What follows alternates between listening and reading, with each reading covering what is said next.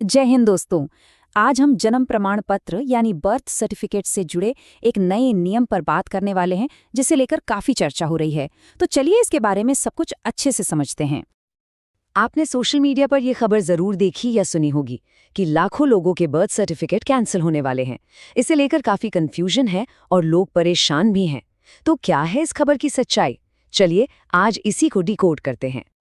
तो चलिए सबसे पहले ये समझते हैं कि ये नया नियम आखिर है क्या और इसमें ऐसा क्या है जो बदल रहा है।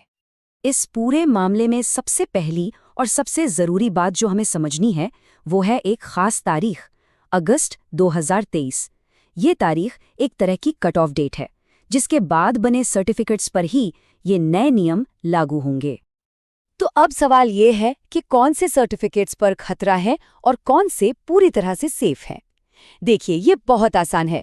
जिन सर्टिफिकेट्स को कैंसिल किए जाने का रिस्क है वो हैं जो अगस्त 2023 के बाद बने हैं और सिर्फ आधार कार्ड के आधार पर बनाए गए हैं।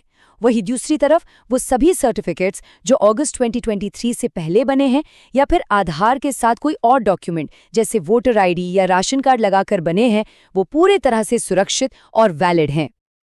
तो एक बात बिल्कुल साफ कर लीजिए, अगर आपका बर्थ सर्टिफिकेट अगस्त 2023 से पहले का बना हुआ है तो आपको जरा भी टेंशन लेने की जरूरत नहीं है।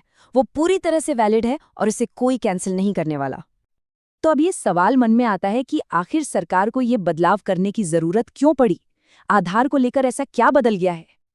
असल में सरकार ने आधार कार्ड की भूमिका को अब थोड़ा बदल दिया है।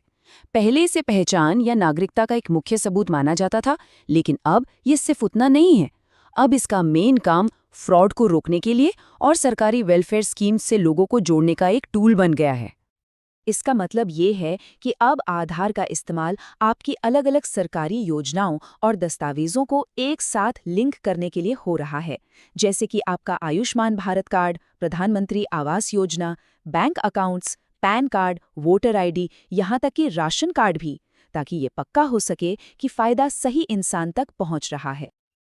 लेकिन इस नियम में एक बहुत ही ज़रूरी छूट भी है, खासकर उन लोगों के लिए जिनके घर में हाल ही में कोई नन्हा मेहमान आया है, यानी कि नवजात बच्चों के लिए एक स्पेशल केस है। और वो नंबर है 21 दिन। जी हाँ, इस नंबर को अच्छे से याद रखिएगा। ये वो ग्रेस पीरियड है जिसमें नए जन्मे बच्चे का बर्थ रजिस्ट्रेशन बिना ज़्यादा डॉक्यूमेंट्स के आसानी से हो सकता है। देखिए, प्रोसेस बहुत सीधा है। अगर बच्चे के जन्म के 21 दिन के अंदर रजिस्ट्रेशन करवा लिया जाता है तो ये काफ़ी आसानी से हो जाता है। इसमें माता पिता के डॉक्यूमेंट्स और हॉस्पिटल के रिकॉर्ड्स काफ़ी होते हैं। लेकिन अगर 21 दिन निकल गए तो फिर एप्लीकेशन के साथ सिर्फ आधार कार्ड से काम नहीं चलेगा, आपको दूसरे सपोर्टिंग डॉक्यूमेंट्स भी देने होंगे। तो क्या ये नया नियम पूरे देश में लागू हो चुका है? इसका जवाब है नहीं। अभी के लिए ये नया नियम सिर्फ 2 बड़े राज्यों में ही एक्टिव है। पहला है उत्तर प्रदेश और दूसरा है महाराष्ट्र। अब आप सोच रहे होंगे कि सिर्फ यही 2 राज्य क्यों? इसकी एक बहुत बड़ी वजह है। अकेले उत्तर प्रदेश की आबादी ही करीब 30.5 करोड़ है और महाराष्ट्र की करीब 13 करोड़। मतलब दोनों को मिलाकर ही ये 38-40 करोड़ हो जाते हैं, जो देश की आबादी का एक बहुत बड़ा हिस्सा है। तो ये एक तरह का बड़ा टेस्ट फेज है, जिसके बाद इसे पूरे देश में लागू करने पर फैसला लिया जा सकता है। चलिए तो फटाफट से एक बार सारी जरूरी बातों को दोहरा लेते हैं ताकि कोई कंफ्यूजन ना रहे।